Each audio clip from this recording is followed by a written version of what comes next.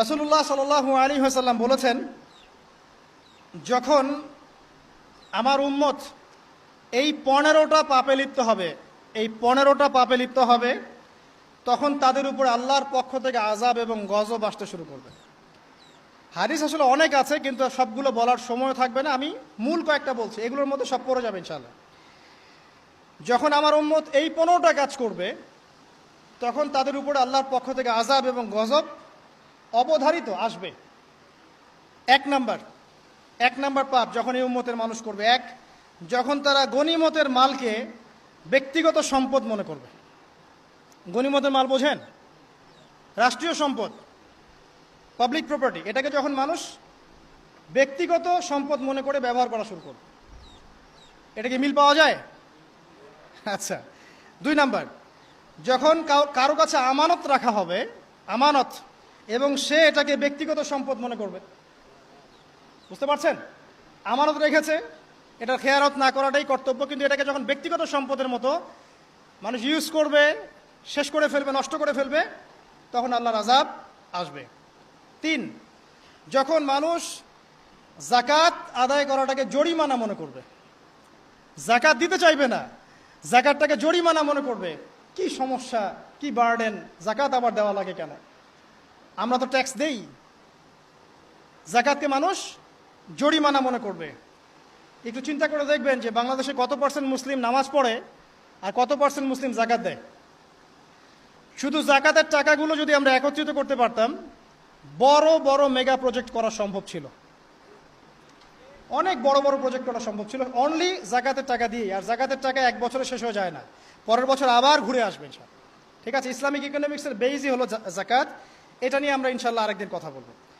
4 number, যখন স্বামী, সমাজের স্বামী যারা আছে, এরা স্ত্রীদের আঁচল ধরে থাকবে। বুঝতে পারছেন? স্বামী স্ত্রীর আঁচল ধরে থাকবে, মানে স্ত্রীর অনুগত, স্ত্রী যা বলবে তাই। আচ্ছা, গায়রত নাই, মানে স্বামী পুরুষত্বের গায়রত নাই। 5 নাম্বার, যখন সন্তান মায়ের অবাধ্য হয়ে স্ত্রীর খেদমত করা শুরু করবে। যখন সন্তান মাকে দেখবে না, স্ত্রীকে দেখবে। পাচ্ছেন মিল সমাজে? আচ্ছা। 6 নাম্বার, যখন বাবার পরিবর্তে, বাবার পরিবর্তে মানুষ বন্ধুদেরকে সম্মান করা শুরু করবে। বাবাকে সম্মান করবে না, ফ্রেন্ড সার্কেলকে সম্মান করবে। সুবহানাল্লাহ। এরপরে আসেন 7, যখন, আমার কথা রাগ করেন না, এটা হাদিসে আছে, যখন সমাজের নিকৃষ্ট মানুষদেরকে নেতৃত্ব দেওয়া হবে।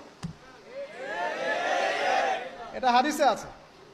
সমাজের নিকৃষ্ট মানুষকে যখন নেতৃত্বের আসনে বসাবে মানুষ, তখন সমাজে আল্লাহর গজব আসবে। হাদিস তিরমিজি 2211 নম্বর।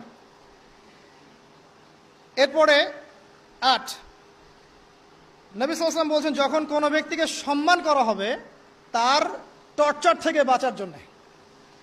যখন কোনো মানুষের সম্মান করা হবে তার শাস্তি থেকে বাঁচার জন্য, মানে মানুষ মন থেকে সম্মান আসছে না, ভয়ে আপনি সম্মান পাচ্ছেন। এই অবস্থা যখন আসবে, তখন আল্লাহর আযাব আসবে। তারপরে 9, যখন মসজিদের মধ্যে, দেখবেন অনেক মসজিদ আছে বাংলাদেশে, মসজিদের মধ্যে হট্টগোল বেড়ে যাবে। মসজিদের মধ্যে হট্টগোল বেড়ে যাবে, আর মসজিদগুলো হবে চাকচিক্যময়, হেদায়েত উঠে যাবে।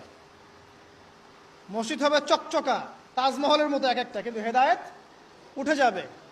মসজিদে হট্টগোল বেড়ে যাবে। 11, যখন পুরুষেরা রেশমি কাপড় পরবে, পুরুষেরা সিল্কের রেশমি কাপড় পরবে। পুরুষের জন্য স্বর্ণ আর রেশমি কাপড় পরা হারাম। তো এখন পুরুষের অনেকে স্বর্ণ পরে, রেশমি কাপড়ও পরে, এটা মহিলাদের জন্য জায়েজ। এরপরে 12, যখন প্রকাশ্যে মদ্যপান করা হবে। আর মদ্যপানের মধ্যে ভাই সিগারেটও পড়ে, আপনার গাঁজা, ইয়াবা সবই পড়ে। যারা প্রশাসনে আছে, আমাদের এখানে অনেক ভাই প্রশাসনে আছে, তারা জানে যে মাদকদ্রব্য নিয়ন্ত্রণ করতে তাদেরকে কত হ্যাসেল পোহাতে হয়। আর এমন এমন কেস আসে যে মানুষ আপনি কল্পনা করতে পারবেন না। যে আমি একবার বলেছিলাম যে এমন একটা যুগে আমরা বাস করছি যে এমন পাপ মানুষ করছে এখন, যা না কোনো চোখ দেখেছে, না কোনো কান শুনেছে, না কোনো মন কল্পনা করেছে।